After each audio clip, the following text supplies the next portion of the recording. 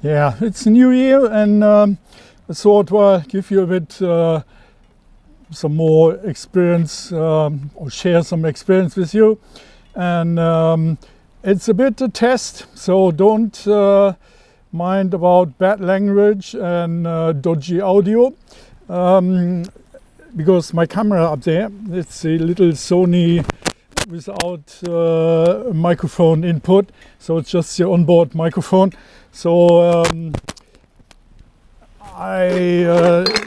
oh bloody hell. So yeah, it's a bit of a test. I bought this recorder with the lav microphone here up quite a while ago, and couldn't really make use of it because I didn't know how to synchronize the audio with the bloody video. So as I say, it's a bit of a test, and yeah, gets on with the video. It starts raining now, but I hope it doesn't matter for the camera. All right, yeah, let's give it a go. It starts raining anyway, but there's something I wanted to share about the alcohol stoves. Yeah, many of you know about the Trangia, yeah, the little Trangia stove, and there are actually a few variations around, so which I wanted to introduce you, and but especially about the full supply for on the road or in the woods, and what to take care of. So basically, where to start? I start with the full supply first. Yeah. So basically, what you get, it's pure alcohol. Yeah. This is the well, just the household alcohol. Yeah. In Germany, it's clear. In Sweden, you get the pink one, which is very sharp. Yeah. For material, like a container where you carry that in, and you get the blue one. The blue one is in Denmark usually around, and you get it in hardware stores or any grocery stores. Yeah, and it's just washing alcohol, you know, just alcohol, but you can't drink it. Yeah, obviously, because it's a sort of urine taste in it. But there's an alternative which isn't as cheap than the standard household alcohol, yeah, and that's the alcohol from a pharmacy, yeah. It's just alcohol which you can actually drink, yeah. Obviously, this is high percentage, like 70%, yeah. While this one, I can't recall, I don't think they even put that on the bottle, how high the percentage is on. Oh, it says 94%.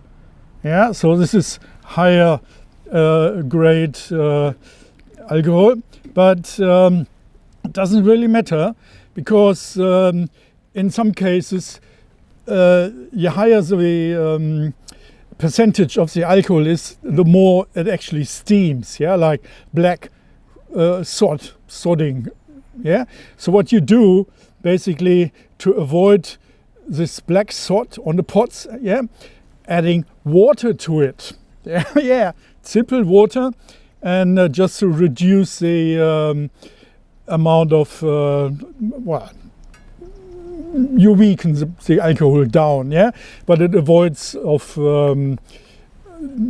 getting soot on the pots, yeah. So yeah, so these are the two sources you can actually get it. To carry it, there are several options. Let's start with the Trangia, yeah, the big liter bottle.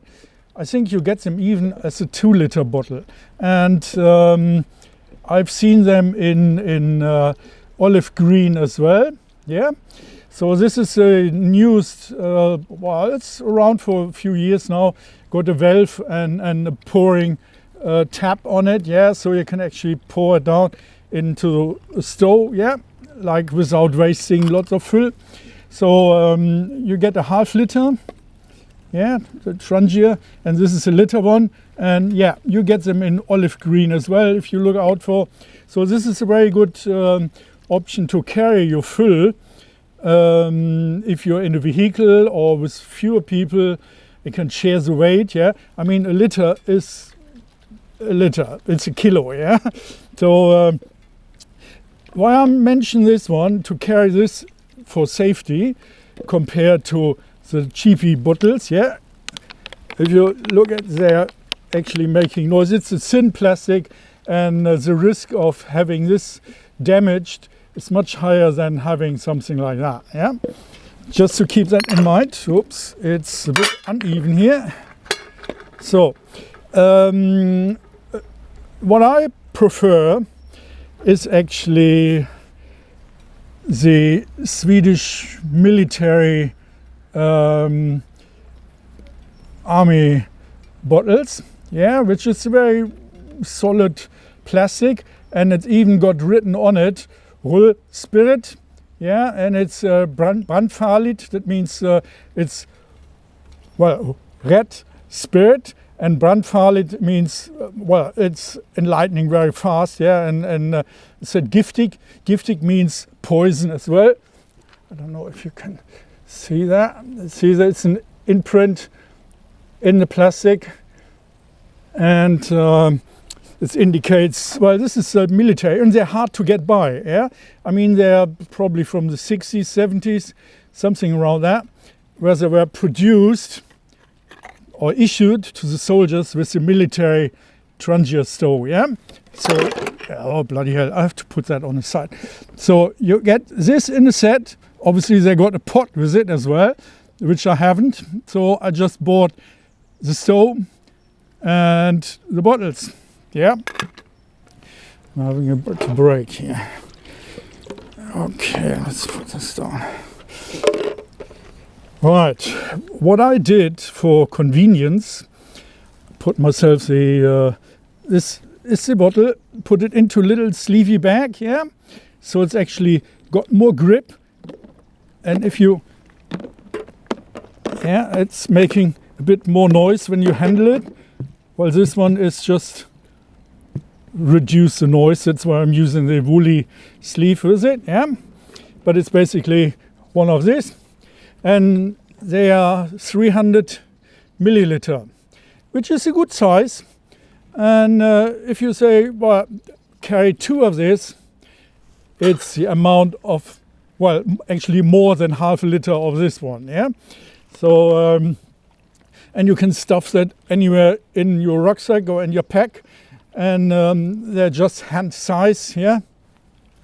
So this is a very good option for, well, that's what I prefer. As an alternative, yeah, when you can't get hold onto this plastic. And this plastic is actually, well, it can cope with some acid or sharp materials, yeah, like spirit and or alcohol. What I found in my local grocery shop, lemon acid. Yeah, lemon acid, and they use it, well, it's actually used for clearing out kettle and coffee machine and whatnot, to get the lime scale out, yeah? And especially here in my area, it's all lime scale rocks in the ground everywhere, yeah? So the water is very hard. So that means my samovar collecting quite a substantial amount of lime scale up over time, yeah. So after I have to basically to clean, take the lime scale out of my samovar every 2 months, yeah. So I bought, well, I buy quite a few of these bottles, and what I do, it's I'm just using a hair dryer, yeah. And because the label is a sort of plastic on the plastic, and it's very easy to warm it up with a hair dryer, yeah, and peel it off, and the glue comes off, yeah. So it's actually then very clean, and this is, I mean, look at that. I mean, this, if you imagine, this is the The Swedish Military one is a 300 milliliter one, yeah, and they are 250 milliliter. They're a bit taller, yeah, if you put them side by side, like so, yeah, but one is a bit slimmer than the other one, yeah, but I could recommend you this one very well because they got a locking lid, so the lid doesn't open up. Yeah, I got a safety lid, so you have to push it down a bit and then screw it up. This is sort of children safe lid, yeah, the same as you got on this one. If you turn that left without pushing it down, it doesn't open up, yeah. So this is quite a nice, cheap, very cheap, well, recycling method of having a nice cheap container which is safe to use for sort of sharp, especially the Swedish pink alcohol, yeah, and it's very slim, lightweight, and you can easily, well, it's half a liter, yeah, it's exactly the same amount as this one, but you can slot that anywhere in a pocket, yeah, and probably even can use it for some whiskey and whatever to spirit you up in the evenings. Yeah, so this is up front for the containers. Now, let's go into the stoves themselves, yeah? Put this a bit by side. All right, so I brought you 3 different ones. Yeah, which I all use as a start. The old military one that doesn't got a date on it, but it says what is it, NC 65 Sphere. Yeah, basically this is the Trangia stove, a large one. Yeah, I didn't measure how much fits in there. Got a lid, yeah, with a rubber sealing in it. It's a bit buttoned up, yeah, by now. And so the lid actually got, well, the thread isn't really good. So it could eventually open up because the lid doesn't really lock down. But it's the largest one and it goes quite a while. And it's a heavy lump, yeah, keep that in mind. But yeah, it got on the inside, it got this sort of felt, and this is an important thing, what I'm talking about is alcohol stores, yeah?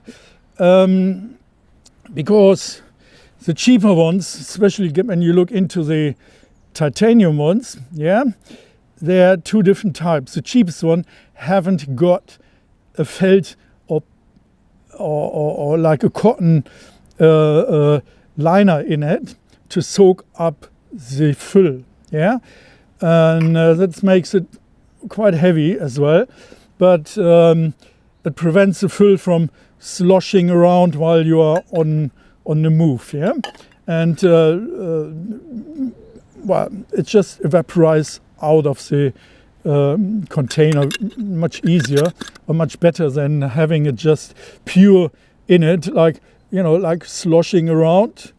I mean, you can imagine when the fill is soaked up like in a lighter. You got in the lighter, the petrol lighter, they got this cotton filling, yeah, just to prevent having this bottle sloshing, slapping,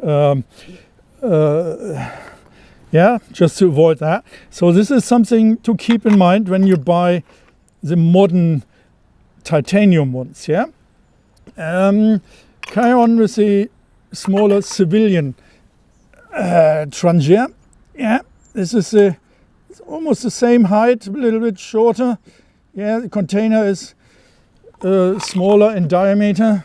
Yeah, you can see that. This is a Trangia, and this is a bit harder to see. It's got an imprint on the inside. There, I see. But so this is the Swedish military one, and this is the civilian Trangia one with a lid for controlling the heat, yeah.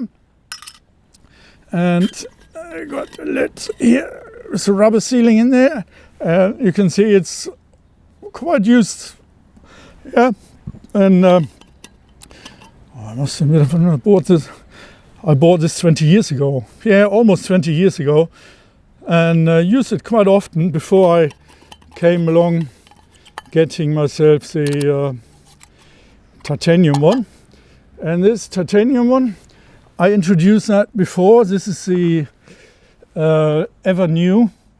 Yeah, it's you can see it's my favorite, and I use it extensively. Yeah, this is my Hobo kit. Yeah, my cooking kit. So this is basically my go kit. Yeah, it's just, I mean, it doesn't really matter with this one, but avoiding weight or reducing the weight, I'm using that one. Yeah. So, introduction on how that works. I mean, you probably figured it out already. So let's do it with this one. Yeah.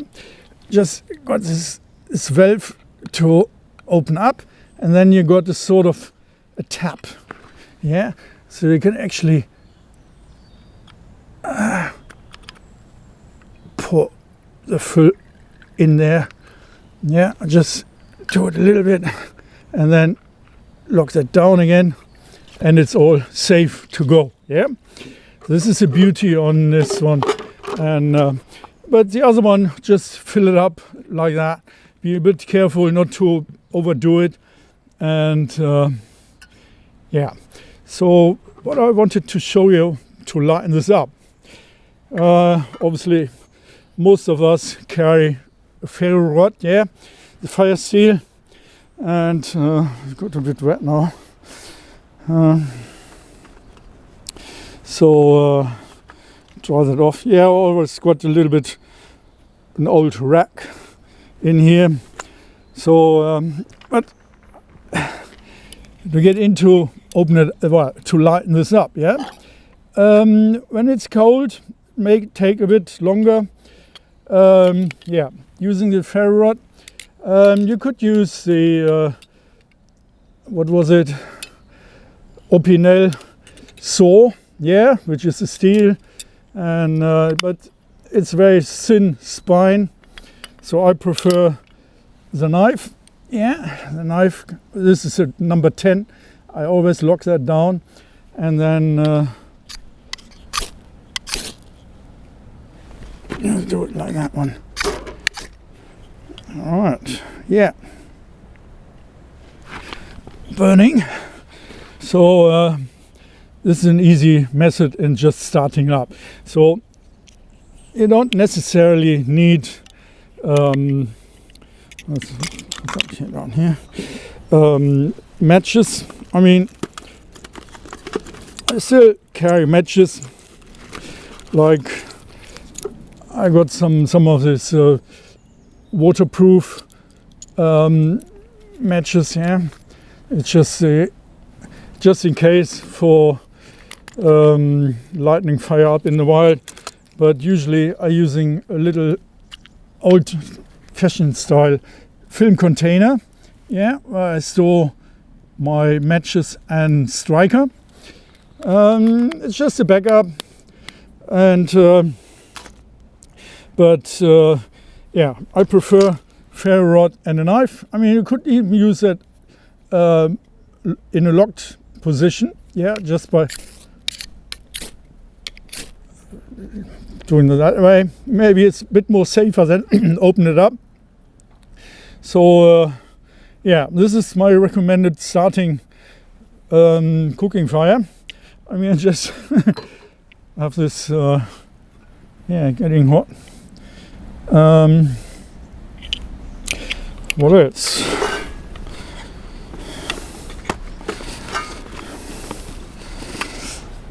Yeah, as I say, you can use the hacksaw, the saw as well as the knife.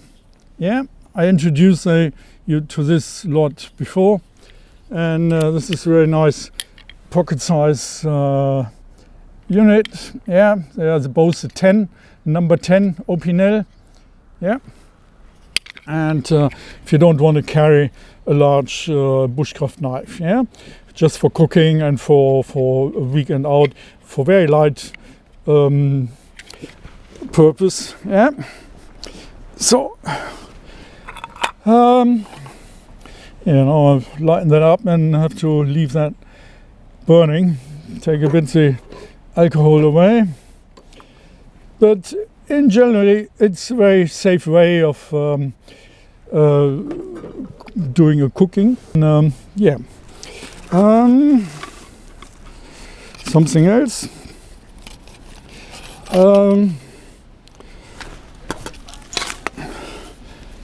I mean, I did introduce you, or you have some of you have seen my Hobo, yeah, before, my DIY Hobo, which is a what was it?